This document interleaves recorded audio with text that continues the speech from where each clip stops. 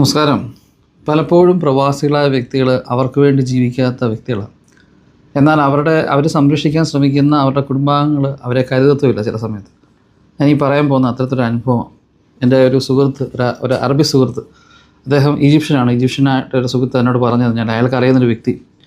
ആ മനുഷ്യൻ നല്ലൊരു ജോലിയിൽ, ഗൾഫ് ജോലിയാണ്, തന്നെയാണ് താമസിക്കുന്നത്. അയാൾ കിട്ടുന്ന ശമ്പളം എല്ലാം തന്നെ ഭാര്യയ്ക്കും മക്കൾക്കും അയച്ചു കൊടുത്തുകൊണ്ടിരിക്കും. അയാൾ വളരെ ചുരുങ്ങിയൊരു ജീവിത രീതി ജീവിച്ച മനുഷ്യനാണ്. നാട്ടിൽ വലിയ വീടും വണ്ടിയും അങ്ങനെ ഭയങ്കര സെറ്റപ്പൊക്കെയാണ്. യാതൊരു ദുശീലവുമില്ല.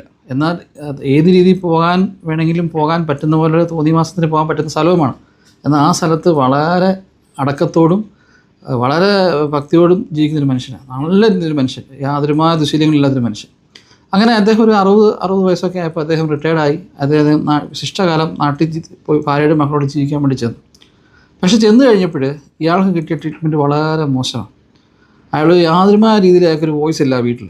ഭാര്യയുടെ കയ്യിലാണ് വീട്, വണ്ടി ഭാര്യയുടെ പേരിലാണ്, പൈസ എല്ലാം ഭാര്യയുടെ പേരിലാണ്, ഇയാളുടെ കയ്യിലൊന്നുമില്ല. അവസാനം മകൻ അയാളോട് പറഞ്ഞു, ഭാര്യ പറഞ്ഞു, നിങ്ങൾക്ക് ഇവിടെ വേണേൽ കഴിയാം, മിണ്ടാതെ ഞങ്ങൾ പറയുന്നത് കേട്ട് കഴിഞ്ഞോണമെന്ന് പറഞ്ഞു. അയാൾക്ക് ഭയങ്കരമായ മാനസികവിഷമമായിപ്പോയി. എന്നുവെച്ചാൽ ഒരു തകർന്നു പോയ മനുഷ്യൻ സത്യം പറഞ്ഞാൽ. അയാൾ ഇത്രയും നാളും കഷ്ടപ്പെട്ട അതെല്ലാം തന്നെ അവർക്ക് അടിയറവ് പറയേണ്ടി വരുന്നു. കാരണം കയ്യിൽ വേറെ ഒന്നുമില്ല.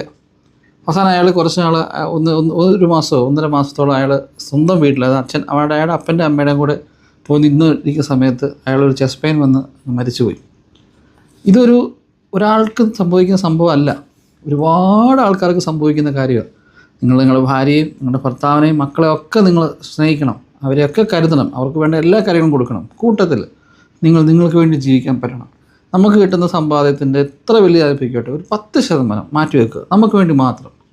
അല്ലെ, അതാരും കൈകടത്താത്ത രീതിയിൽ നമുക്ക് വേണ്ടി മാറ്റിവെക്കുക. കാരണം നാളെ നമുക്ക് ഈ ആൾക്കാരൊക്കെ എങ്ങനെ മാറുമെന്ന് നമുക്ക് ഒരിക്കലും പറയാൻ പറ്റത്തില്ല. ഒരിക്കലും പ്രൊഡിക്റ്റ് ചെയ്യാൻ പറ്റാത്തൊരു കാര്യമാണ് മനുഷ്യൻ്റെ മനസ്സെന്ന് പറയുന്ന സാധനം. അത് ചിലപ്പോൾ സ്വന്തം വീട്ടുകാരിൽ നിന്നാവാം, അച്ഛനും അമ്മയിൽ നിന്നാവാം, ഭാര്യയിൽ നിന്നാവാം, ഭർത്താവിൽ നിന്നാവാം, മക്കളിൽ നിന്നാകാം, കൂട്ടുകാരിൽ നിന്നാവാം. ഒരുപാട് ആൾക്കാരുടെ മനസ്സ് നമുക്ക് ഒരിക്കലും വായിച്ചെടുക്കാൻ പറ്റത്തില്ല. അത് ഏത് സമയം മാറും. ചിലപ്പോൾ സാഹചര്യങ്ങളായിരിക്കും അവരെ മാറ്റുന്നത്. നമ്മൾക്ക് വേണ്ടി ജീവിക്കുക. ഇതൊരു പല പ്രാവശ്യം ഞാൻ പറഞ്ഞൊരു കഥയാണ്. കഴിഞ്ഞ ദിവസം കേട്ടപ്പോൾ ഭയങ്കര വിഷമം തോന്നി. അതുകൊണ്ട് ഞാൻ ഒന്നുകൂടെ റിപ്പീറ്റ് ചെയ്യുന്നേ ഉള്ളൂ. Thank you.